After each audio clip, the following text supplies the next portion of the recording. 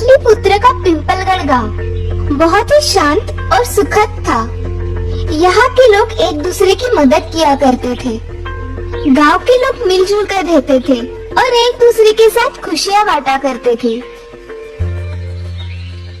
इस गांव के मुखिया जी थे भान सिंह जी। मुखिया जी का गांव में अच्छा खासा दबदबा था। जब भी गांव वालों को कोई परेशानी होती तो मुखिया जी के पास पहुंच जाते। मुखिया जी, हमारे बाबा के देहांत के बाद हमने उनकी आज्ञा के अनुसार सारी जायदाद 2 हिस्सों में बांट ली। तो समस्या क्या है? समस्या हमारा ये पुश्तैनी हार है जो सालों से हमारे खानदान की विरासत है।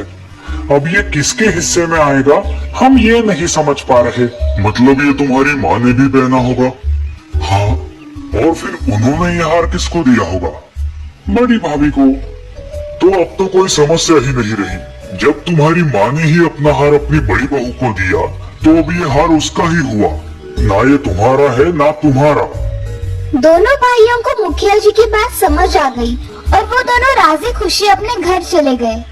इस गांव में हर दिन एक घी वाली भी आया करती थी, नलिनी। ताजा ताजा देसी घी, गाय का शुद्ध देसी घी। घी खाओ और तंदुरुस्त हो जाओ। शुद्ध देसी घी ले लो, शुद्ध देसी घी ले लो। रोज शाम नलिनी थक हार के भीमदेव टेलर की दुकान पर जाया करती थी। अरे आओ आओ नलिनी, ये लो पानी पियो। कैसा था आज का व्यापार? बहुत अच्छा, सारा घी खत्म हो गया। बढ़िया है, अब थोड़ा आराम कर लो, बहुत थक गई होगी ना। नलिनी रोज भीमदेव के साथ बातचीत किया करती थी। नलिनी अपनी छोटी बहन की शादी के लिए पैसे इकट्ठा कर रही थी। ऐसे ही एक दिन नलिनी पैसे गिन रही थी। आज तो बहुत सारे पैसे इकट्ठा हो गए हैं। आज ही सारे पैसे सोना काका के यहाँ जमा करवाऊंगी। और फिर दिन भर रोज की तरह नलिनी ने घी बेचा। ताजा ताजा देसी घी, गाय का शुद्ध देसी घी। घी खाओ और तंदुरुस्त हो जाओ। शुद्ध देसी घी ले लो, शुद्ध देसी घी ले लो। और शाम होने पे वो भीमदेव की दुकान पर पहुंची। आज थोड़ा सा घी बच गया है, ये मैं हलवाई को दे के आती हूँ। भाई एक काम कीजिए, आप मेरी ये पोटली संभालिए। इसमें मेरे मेहनत के पैसे हैं जो मैंने अपनी बहन की शादी के लिए जमाए हैं। तुम बेफिक्र रहो नलिनी। नलिनी वो पोटली भीमदेव को देकर चली गई। कुछ समय बाद नलिनी लौटी। भाई मेरी पैसों की पोटली दे दो। कौन सी पोटली?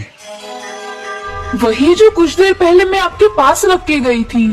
तुमने मुझे तो कोई पैसों की पोटली नहीं दी। वो रही मेरी पोटली। अरे वो मेरी पोटली है, मेरे सालों की कमाई। क्यों झूठ बोल रहे हो भाई? वो मैंने अपनी बहन की शादी के लिए जमाए हुए पैसे हैं। मैं क्यों झूठ बोलूंगा नलिनी, ये मेरे ही तो पैसे हैं। नलिनी और भीमदेव पैसों की पोटली को लेकर झगड़ने लगे।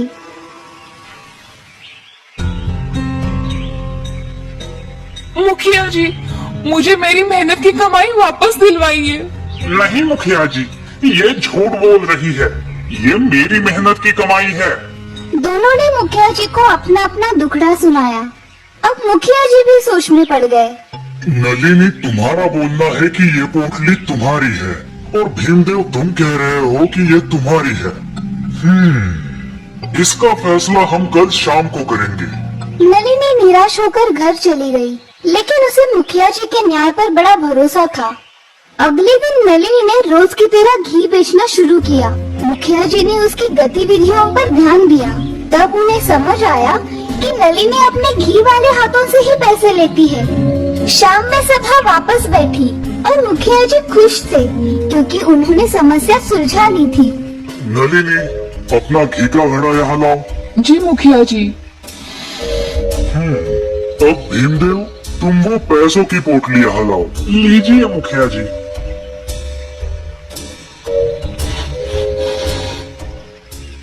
भीमदेव, तुम झूठ बोल रहे हो। ये पैसे नलिनी के हैं। इनमें उसके घी की सुगंध आ रही है। क्योंकि नलिनी घी वाले हाथों से ही पैसे लिया करती है। धन्यवाद मुखिया जी।